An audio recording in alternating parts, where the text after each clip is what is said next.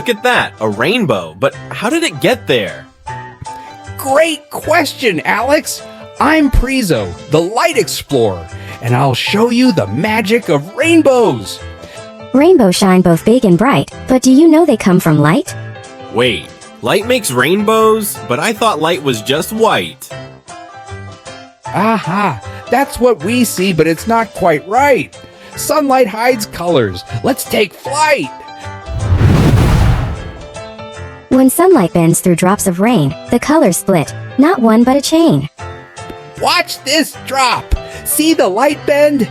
Inside, the colors twist and send.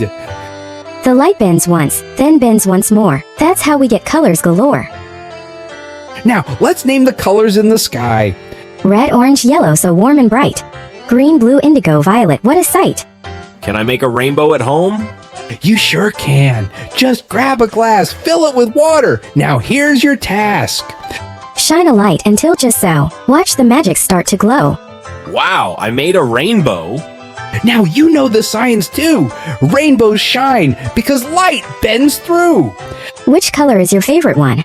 Tell us now, let's have some fun. Thanks for watching this rainbow science video. Subscribe and shop your favorite toys and products from the link in description box.